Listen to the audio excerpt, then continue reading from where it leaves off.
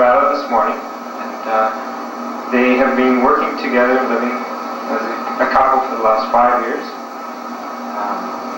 A number of kids in the extended family that they have. They are working certainly on a planetary scale, being asked to speak in many different parts of the world in their recent travels. And they're saying that Calgary is now the end of a series, and it's time to spend some time at home. We're sure glad that they could come here. They have some truly wonderful insights for us, I know, some very new ideas, and it was fun this afternoon just trying to orient to Calgary. You know, I mean, the book that the information is based on, I'm sure most of you haven't even seen, but it's this big. Huge ideas that to compress into an introductory session is very, very difficult, I'm sure. So they have a real challenge, and I'm sure that our response will help them bring forth just the correct information for our situation. So I really, before I say any more, I would like to thank one person in particular who really made the trip possible with her financial commitment. That is Jean Woodfield. She has really made this possible by doing that. And also to thank the Synergy Breakfast Group for putting up with me, trying to introduce these same kinds of ideas on a weekly basis, and being excited about them, and not knowing exactly what's going on, but knowing that something is going on, and that it's very vital, and just helping nourish that. So we have Jose and Lloydine Arguelles.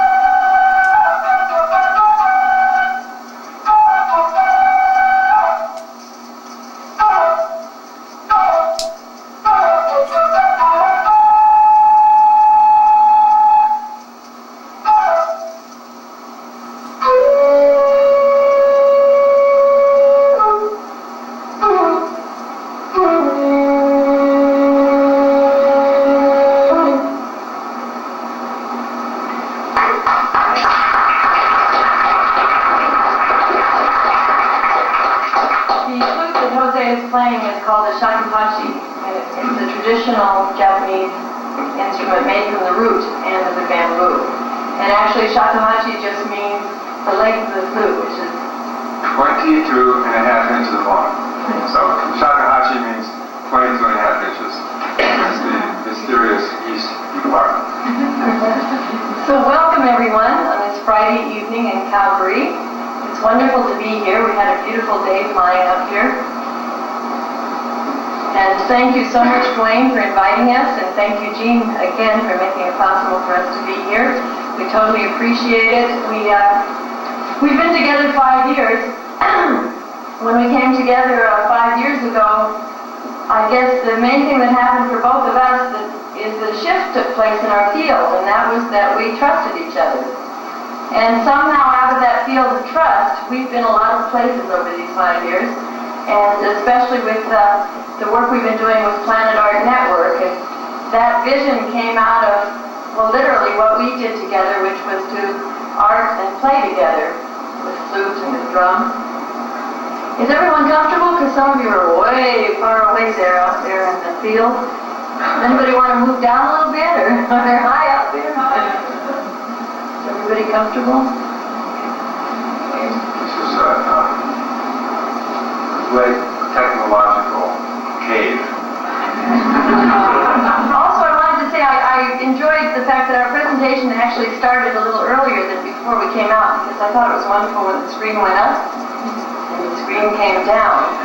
And I think there's a real nice point in that, and that is that our environment, or the field that we operate in, is important. And so how we operate with our senses and experiencing our lives is very important. And I know that's one thing that Jose and I, in being together, have spent a lot of time waking each other up and being on our toes. And somehow we found ourselves through Jose's writings on this New Age circuit, I guess you could call it. We started out 3 years ago at Omega Institute in upstate New York, and we've been traveling over these 3 years. But as Dwayne pointed out, we're actually at a point where we're going to spend some good time at home this summer, because it's also very important what we do at home as well as what we've discovered out in the New Age. Should we tell them about the New Age? I'm not sure. There's so much humor that we've discovered in the New Age, because part of the New Age has taken itself so seriously and thought that it actually was working with something new, that it's been kind of humorous. Because I think what's important for us to remember is that as human beings on this planet Earth, we actually have everything we need. We have this phenomenal instrument. We have incredible senses. And it's so simple, actually, what we need to do to begin this shift. We all know the world is in chaos. We know that fragmentation is everywhere. I mean, none of us are foolish enough to think that this world is in tremendous harmony and peace and everything is in balance. I mean, we all know it's not that way. And yet, there seems to be a real urgency not to be paralyzed in the fear of that fragmentation. And so I think all of us probably in our heart somewhere say, well, there's something we can do. We really do want to heal this planet that we're on, and we do want to survive. We want our children, and as the Native Americans say, we want 7 generations to come to really find joy in the beauty of this planet. And as we know, we're in very difficult waters right now. And so what we've discovered in being out on the New Age circuit, that we somehow are all being woven, and it's not always clear what the master design is. And I think that often that's what gets us into trouble. If we start proselytizing that we have the answer about what's going to go down in these next decades, we can kind of get into dangerous water there, because we don't actually know how this whole planetary unfolding is going to happen, but we all know that we need to do something, that we do need to make some kind of change. And for us, it's been real literal in terms of how we've been living our life, in terms of saying that we are going to make it, of actually stepping outside of the Armageddon paradigm that has said, that we wouldn't make it, that we're on this self-destructive path and there's no hope, so forget it, give up, just have a good time, become hedonistic, don't worry about it, or else, get so frightened or fearful of it that we don't do anything. So I think that what we're modeling and how we've been working together is simply a real fundamental humanness of how we all can talk to each other and how powerful that is when we actually speak up with each other and when we actually don't play dumb with each other. So part of our life on the New Age circuit has been a lot of listening and a lot of discovery and a lot of humor, as I said. I mean, I think that we heard a word the other day. Instead of New Age, it's called New Age. It rhymes with sewage. So we like to, think through with Bragg here that we should always look at whatever new paradigm we think is happening. We should even look at that. So it's like when people come up and look at you very honestly and say, I really feel in alignment with you. You haven't met them yet. Right. Or have you been in a group where, well, let's now all hold hands and, it's like there's been a lot of assumption in the New Age about our all being unified already without too much questioning or checking in with each other. And I know for myself I've had to learn a lot about, well, I have to trust myself, and part of that is actually, well, being willing to speak out, but being willing to listen and check things out first before we accept anything. So we certainly invite you, as the evening progresses, to ask us lots of questions and to certainly not take anything we say as, as being anything but the meanderings of a couple of folks who've arrived here in Calgary. So with that, I think I'll introduce my husband, my friend, my lover, my pal, my sidekick, who's now, we could now define him as an out-of-print visionary, since all of his books have managed to come through and go very quickly by. And Earth Ascending that Dwayne mentioned is quite an extraordinary work, actually, since I lived with Jose, the author. I got to observe the process. And Jose is an art historian, weaves quite an interesting thread. How he happened to get to what came through in Earth Ascending is, having been an art historian, he very early on realized that art history, at least in the United States, begins, world history of art begins with the Romans and the Greeks, and there's not too much talk about all the other cultures of the world. Of course, we won't talk about the fact that the US of A is only 5% of the world's population, but anyway, in that path of being an art historian, he discovered that it was very important to start opening to that global perspective. And that basically is what we've been working with in our travels, is understanding ourselves as planetary citizens. And that understanding is very simply felt when we realize that we are human, all of us standing on planet Earth, and every one of us has in common that we literally, as human, are a joiner of earth below and heaven above. And every one of us, as human on the planet, actually has that conduit, that vertical conduit from earth to heaven, that energy line. And so what we've been doing in our travels is also trying to find out what's the rhythm this way as well. And I think that there's just a lot we can do in terms of opening up to each other. I was introducing you and I kept on talking, so I gotta turn it over to you, out-of-print visionary. We'll bring the turtle in. I'll bring the turtle.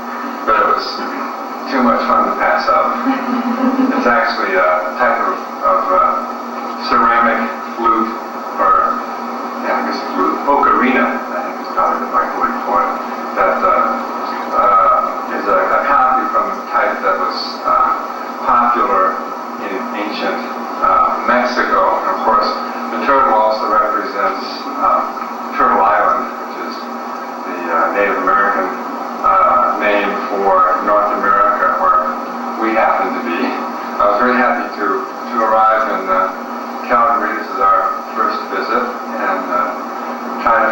exactly where we are here. I think we're about the same latitude as Chernobyl. How many people? Where I travel with a world map in my case here. My case is called Duke. The replacement for a dog I had when I was a child. And I looked on the map, and we're definitely about the same latitude as Chernobyl. And if I understand correctly, the river here eventually gets into Hudson Bay. And those are, for myself anyway, those are important tuning points, because actually we're all in a common field of resonance that everybody, the whole planet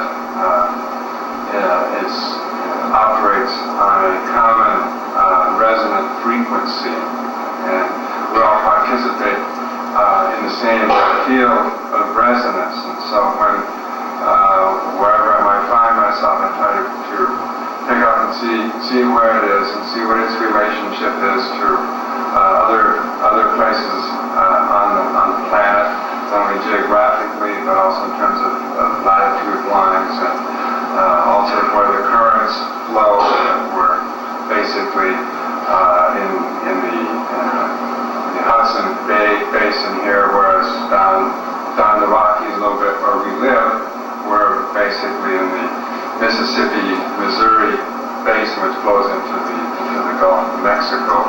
And those are subtle types of currents that we experience in different places, at least if we get out of air-conditioned buildings and walk in the grass and look at the clouds and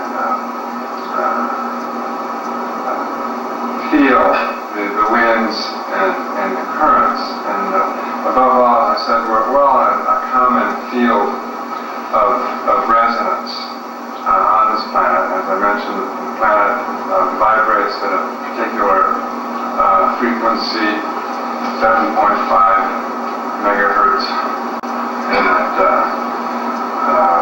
sharing this common field, Lloydine alluded to our being planetary citizens, that we're at a point in our evolution as a collective organism called human, that we're at a point in our evolution where we're at the threshold of becoming actual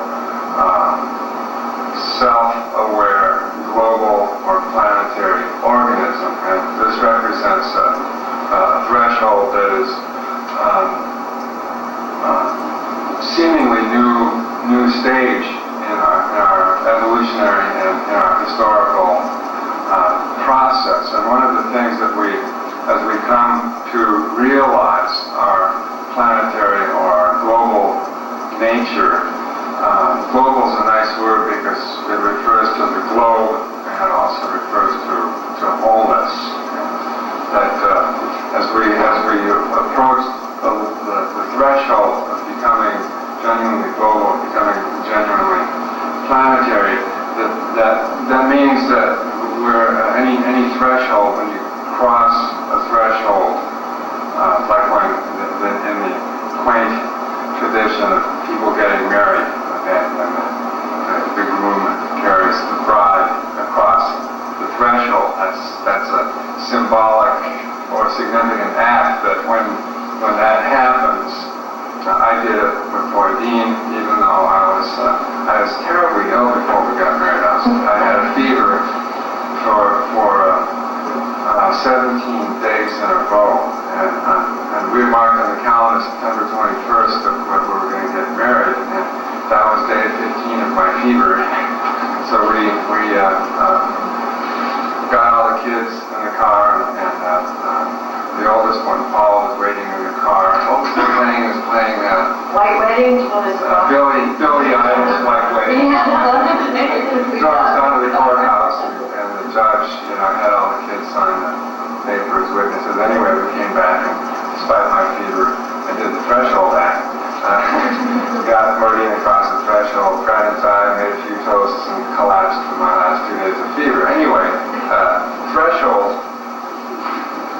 symbolism of the threshold is that, which is where we are, we're at not only a historical but an evolutionary threshold right now. And the symbolism of the threshold is very, very simple. That like on one side of the threshold there is the old, and the other side of the threshold there is the new.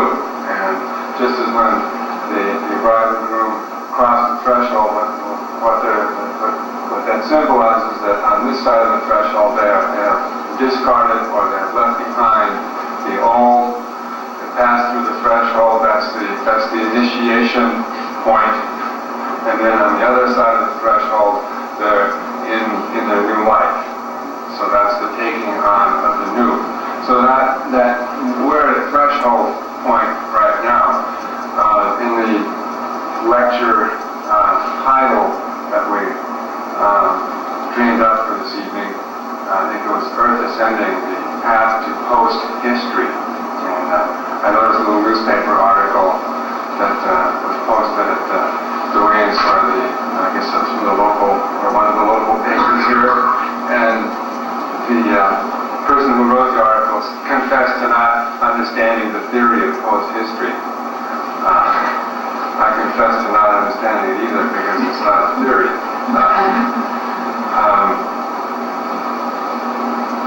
Just let's stretch a little bit right now. We all know that in our textbooks and in our education process that we have a distinction between prehistory and history. All we're doing here is saying there's prehistory, there's history, and there's post-history. And this, just as if we go back and look and say, well, how do you define prehistory from history, first of all? Okay. And then how do you define history from post-history, and then what are the implications of that? Now, when we look at, it's very fuzzy when people say, well, what's prehistory and what's history? Well, prehistory obviously is things like Quest for Fire.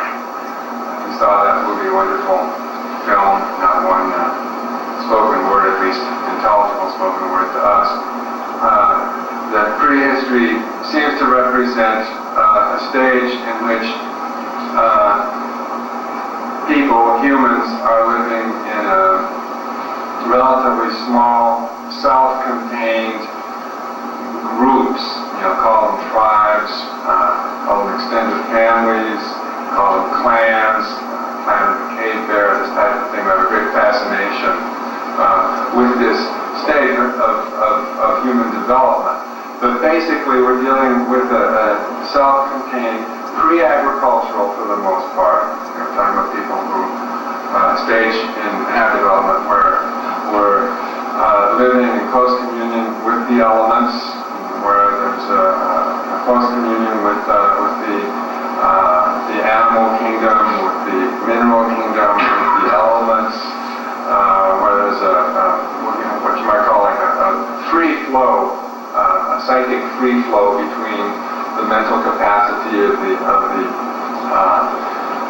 humans and the spiritual nature of the elements and of the animals and of the plants and of the minerals and of the stars and of the sun and all of this. There's some type of tremendous bonding that seems to exist there. This, I think, was very poignantly brought to my attention back around 1971 or so when there was in the Philippines there was discovered this Stone Age group of people that seemed to have eluded history, and until 1969 or so when they were stumbled upon. This group of people was called the Tassidae people of the remote Philippines, and the Tassidae seem to have been living in a pure, what we might call a Garden of Eden state, as any group of people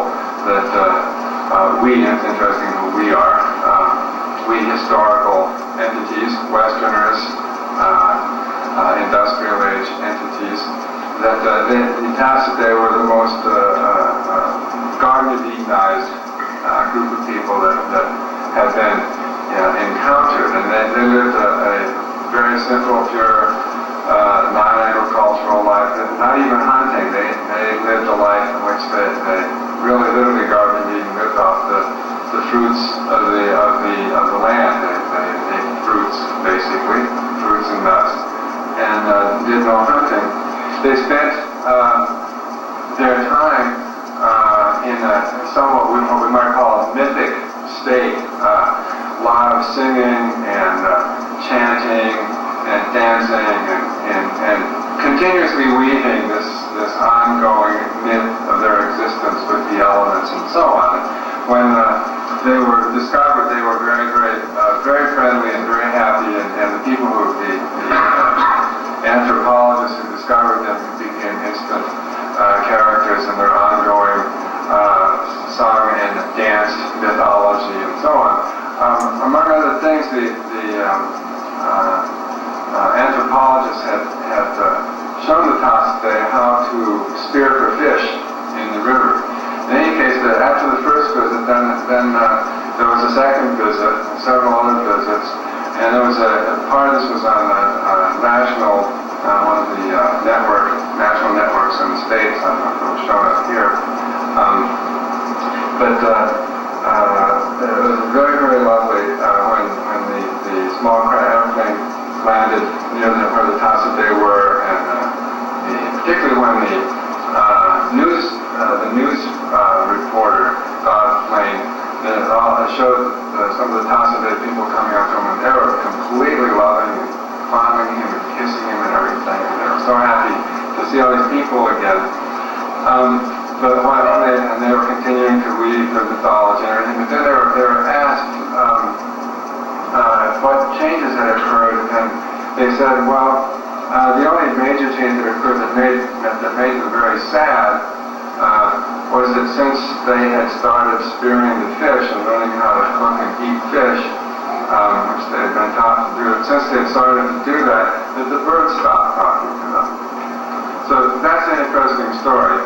And I think, and that's right from 15 years ago, and I think it illustrates a lot of points, and it brings up a lot of issues, actually.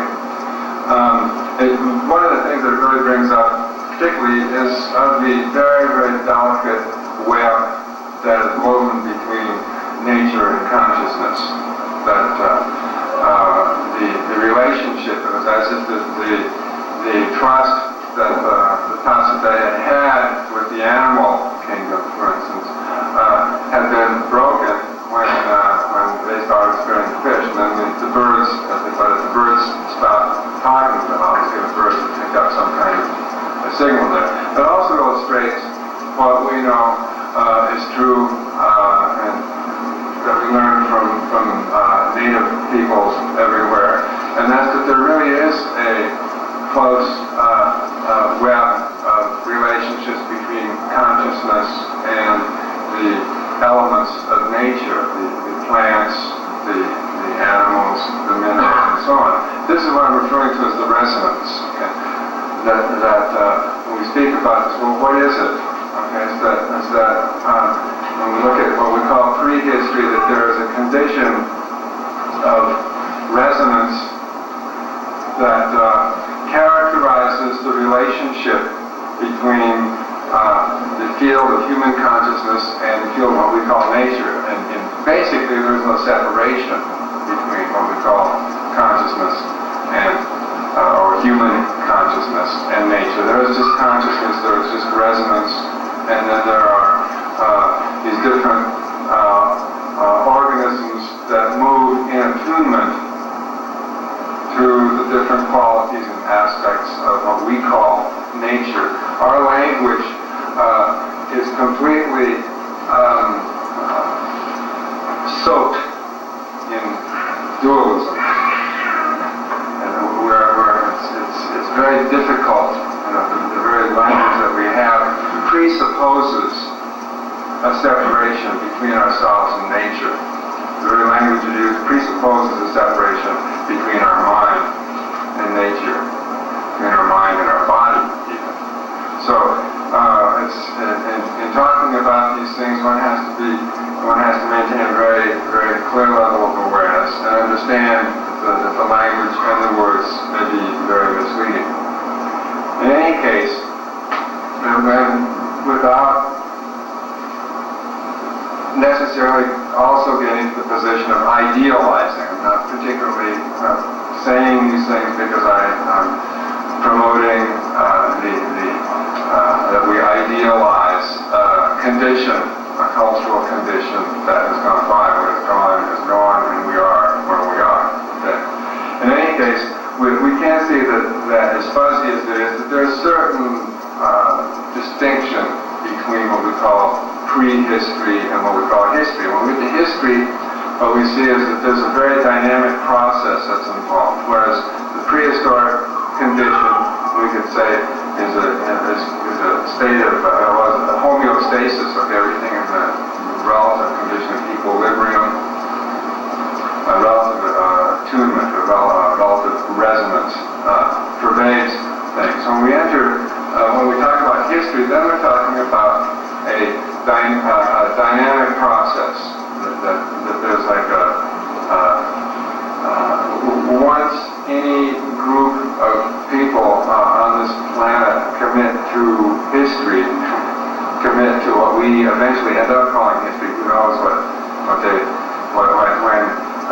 Menes, the pharaoh of Egypt in the year 3100 BC or so, when he unified Upper and Lower Egypt, and that was, we could say, well, that's pretty close to the beginning of history as you can find. But what was Pharaoh Menes thinking?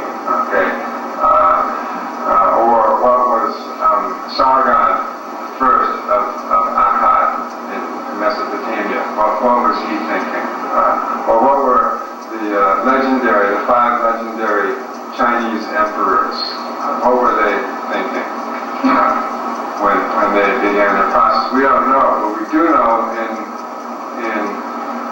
retrospect or in hindsight, when we look back, that these people, there's a number of different little places around the planet. You can see there was in the Nile, Mesopotamia, in the Indus River Valley, in China, Huanghe River Valley, in Mesoamerica, someplace along the Gulf Coast or in the mountains just inland from there, someplace down in the Andes in present-day Peru, perhaps someplace in present-day Nigeria, a few places like this,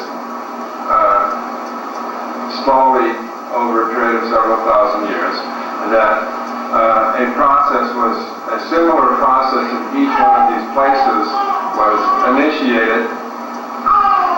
And what's interesting is that once it was initiated, it was like an irreversible process. We look back, we look from above, we look down below. My favorite position in thinking about these things and how my understanding on these matters was to imagine that I was an entity from another planet, and that I had been, or from another star system, and that I had been sent to this planet to make a surveillance. And in order to make a surveillance, I was able to go into a hyper samadhi state, a very, very, very, very, very slow, that's what we'd say, sub-delta on the brain waves, and suspend myself over this planet for the last 12,000 years and kind of just observe. That's how I projected my imagination to see what was happening. And so this is how I saw that there were these different places where the agricultural process began, where dynastic kingship began, where in most places some form of writing and record keeping and accounting and commerce and roads and pyramids and cities and gates and armies, that over a period of several done in the present, so that we can, by the time you get to around the birth of Christ, for instance, you have the whole from the Atlantic shores of Africa and Europe all the way to China and Japan. All of that's been gnarled together with roadways and conquerors and emperors and barbarians and everything like that. And the same process is beginning to develop in what we call the New World. So this is history. This is we call history. If we look at it and say, well, what is it for? You get up to a point some 500 years ago, and the process of spreading out. What we begin to see is what actually is happening is that there is a spreading out. In my book, Earth Ascending, I refer to this process as the harmonization of the planet. Harmonization refers to humans, okay, or God. It's not quite the same as, it's a slightly more biological term. The humanization, we only wish the planet was humanized, so that's not quite the right word. It's the harmonization of the planet, which is literally just the biological spreading out of the organism, the human organism around the planet, creating a network of communication pathways, whether it's shipping lanes or whether it's roadways or highways. They're creating this pattern of communication pathways. And we get to a point then about 500 years ago, and this process, which has been already going on for maybe 3,000 to 4,000 years, slowly and inexorably and irreversibly spreading out, so that you still have pockets of prehistory or prehistoric consciousness, let's say, and you have this spreading out, this harmonization, spreading out of historical consciousness. Then you get to as I mentioned, critical point about 500 years ago, and this process starts to really accelerate, and it begins with the European spreading out through the sea lanes and going around the world, Magellan and Columbus and Sir Francis Drake and Hudson's Bay here, and all the names on the map that belong to the explorers, that all this comes about. And then from that point there, so then you finally have a beginning of a unified, some type of unified base, okay, that everyone's mapping out and say, aha, this is the globe, these are the different places, this is the Arctic, this is the Antarctic, this is the old world, this is the new world, these are the continents, these are the wind drifts, etc., etc., etc. And then the process, as this gets going, then about 200 years ago, then the process really gets accelerated. And then 200 years ago is when we have which is amazing to think of, because up to the last 200 years, then we have the previous 4,000 years. And actually we have the last 50 years, and we have the previous 4,000 years. But 200 years ago, the Industrial Revolution gets sparked, and then the process accelerates tremendously, and has been accelerating at such a rate that we've arrived at the condition that Lloydine mentioned, that it's happened at such a rate that it's all fragmented, or at least the way we understand it, or the way we don't understand it, is that is totally fragmentary. We hardly have to go into reminding ourselves what the evening news looks like, or what newspapers look like. Every day, everyone feels constrained to fit so much news around the ads, and then that's called information, and it's obviously complete and total information mismanagement that we're dealing with, and so we have a very, very very fragmentary, highly biased picture of what it's about. So we got this stage here where we had, at one point, we had this some kind of very conscious break with this self-contained prehistoric situation, a very conscious break, and an irreversible acceleration of communication, actually, to a point where, on the one hand, we have a complete and total global communication setup that is virtual but not actual, and terrible confusion, and actually maximum crisis. We're in a state of the planet is in a condition of maximum crisis at this point, and it's the crisis that I think the only really healthy way to look at that is it's the crisis that of a fever about to break. It's that we've engendered, we've inflicted a particular sickness or illness upon ourselves and upon the planet, and we're at this place where we're at the threshold. As we mentioned, we have a point where we go from prehistory to history, and then we have a place where the historical process, if there's meaning to it, okay, we can say, most people don't know the meaning. Okay, they'll say, well, is the meaning to be better than the communists? Is the meaning to have life insurance? Is the meaning to have improved freeways? What is the meaning? Why have we done this? Why are we here? What are we doing?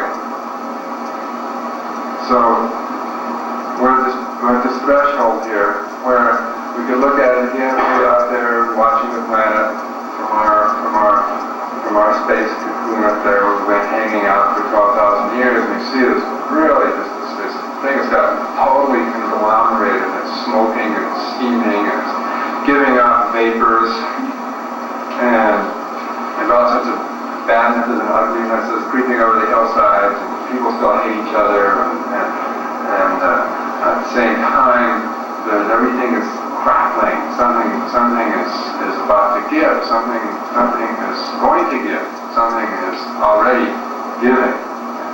And we're at the threshold. We are at the threshold. The purpose and the point of history is simply to get to this point where we have completely engulfed the planet with our gimmicks, and where we realize that how we've done it, we don't have any control. It's all run away. No one's minding the store. And that we are again at this place because of some sense of crisis, that we begin to look around and feel and see this is all one common field of resonance.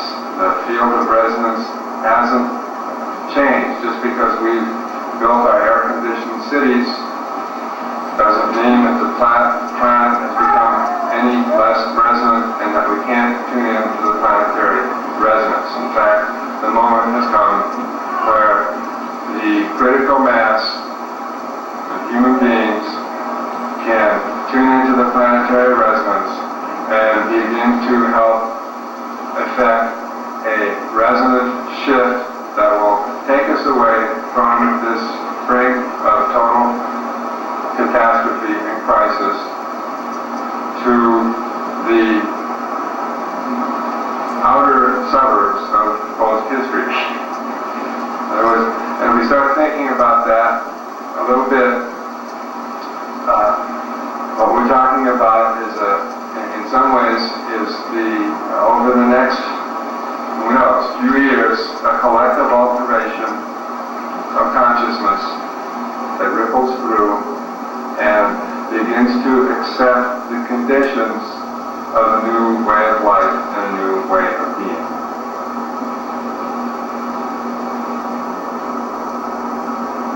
It's important that we can bring all that Jose has said into a place of what we can do.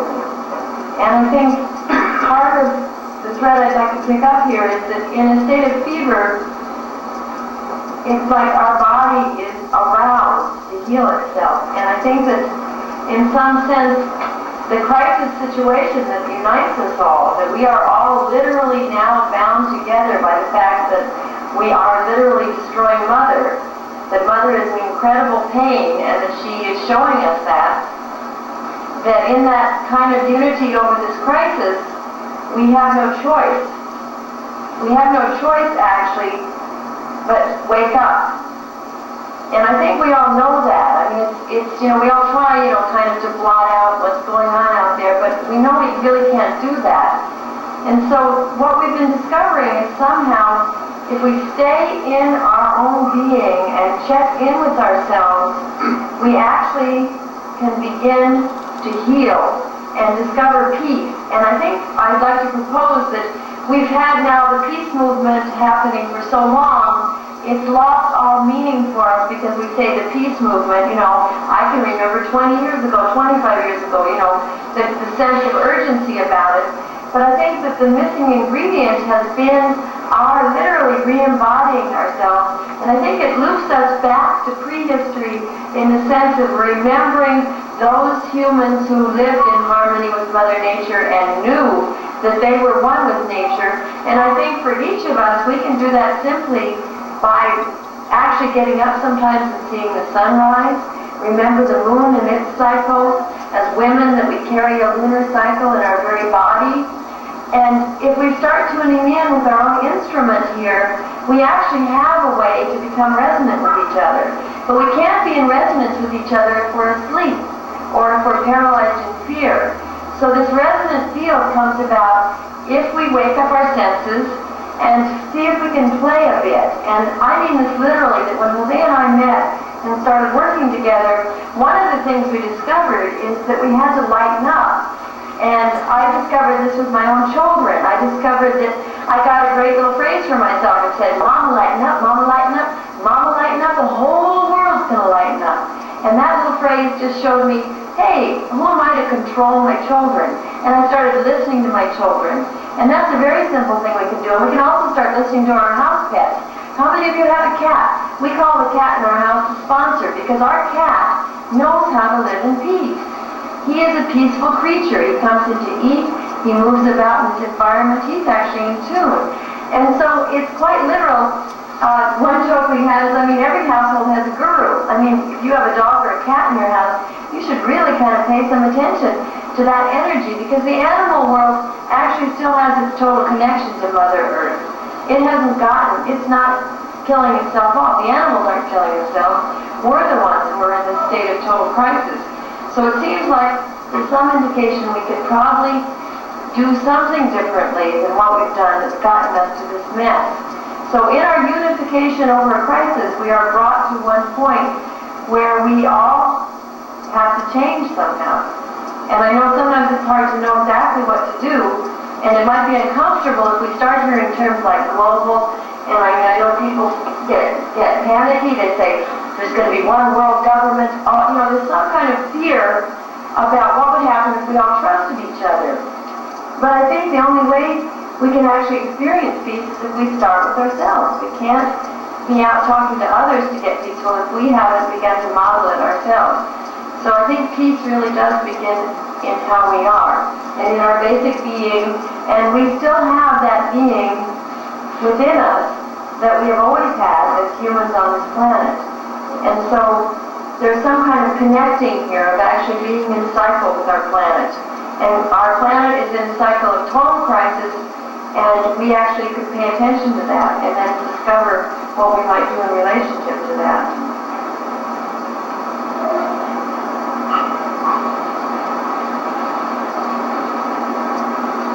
So I think that the best thing that we could do is maybe have some questions so that we could open up this field so it doesn't feel so much like it's just us going that direction, but we hear. We know you're there. From you, right?